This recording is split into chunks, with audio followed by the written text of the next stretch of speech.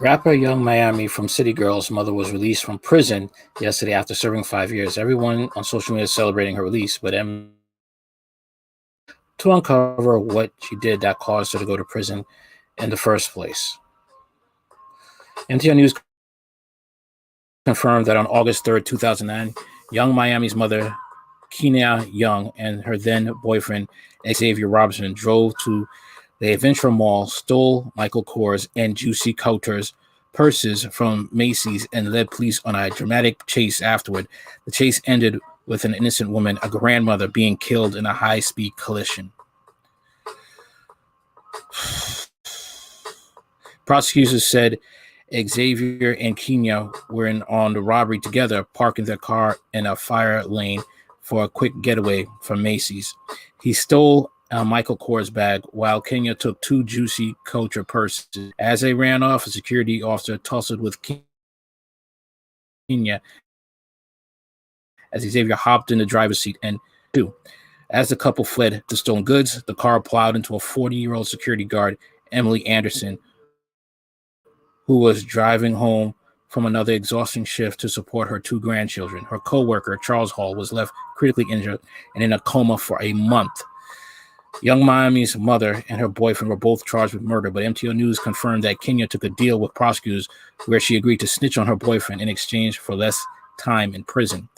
Xavier was eventually convicted of murder after Kenya testified against him and is serving life in prison. Kenya got a deal for her cooperation. She only served 5 years and was released from prison yesterday, upon which Young Miami and other her a huge homecoming party.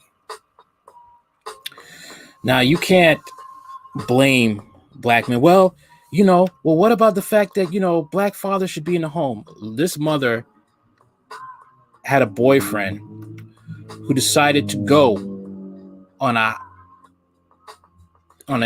high-speed chase after they stole property from an establishment. That goes to tell me and goes to show you that there are black women who choose poor mates. So it's not always the black man's fault. You have these black women choosing gangsters, thieves, no good bums to be fathers and let them impregnate them. And this is the culture, the black hood culture. So you can't get mad and throw it all on a man. There are women who go out there and find crooks, thieves, and at to say even predators, and they have kids with the same guy, the same type of guy, to either have a relationship or have a kid with. And this is the end result. Okay? And sad to say that these are the type of women that make their kids loyal to them, no matter what type of actions they take. And there are women like this who have mothers like this that make poor choices in men and continue to make poor choices and have the daughter thinking it's all right to make those same type of choices. And when a man comes around and tries to build with these women, tries to teach these women the right way to live, the mother's right there meddling, okay, telling you, oh no, you're not going to ruin this for her. Not the daughter, for her. She likes the fact that she could tell her daughter to be this way.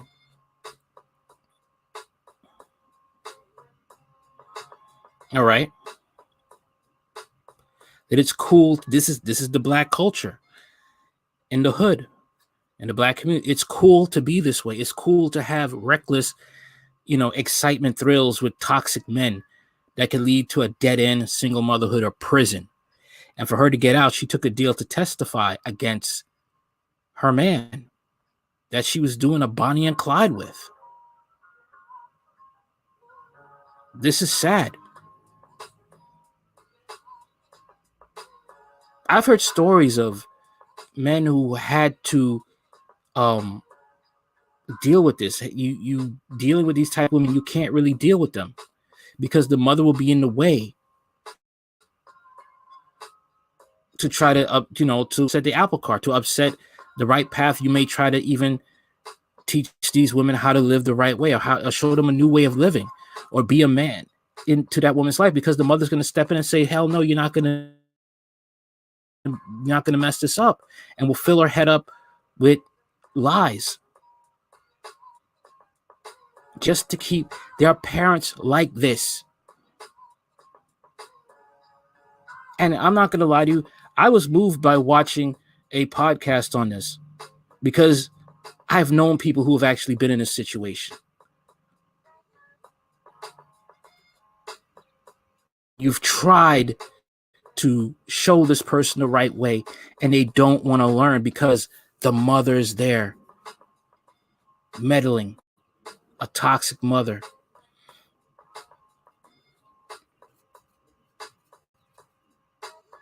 And sad to say, this will go on from generation to generation.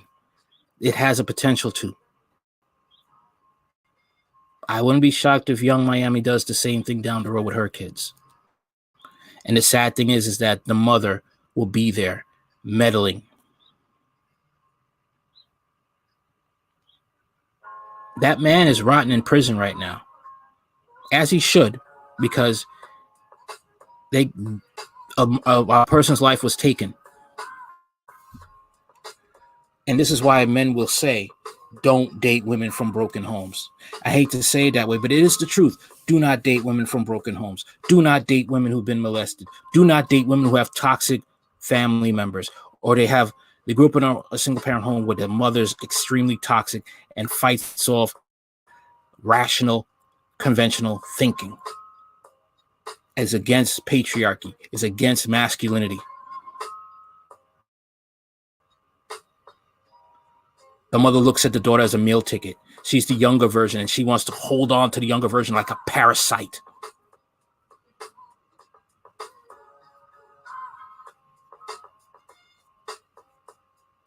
This is a lot deeper for me.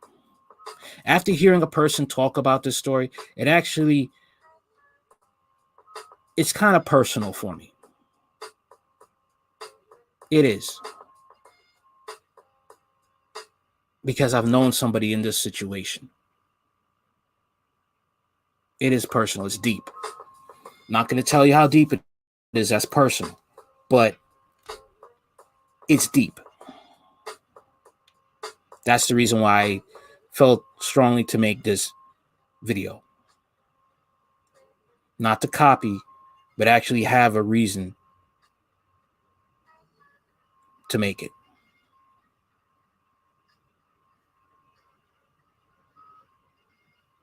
That's all I got to say about this. What do you think about this story? Again, if you have any stories, redpillman1988 at gmail.com. All right. Later.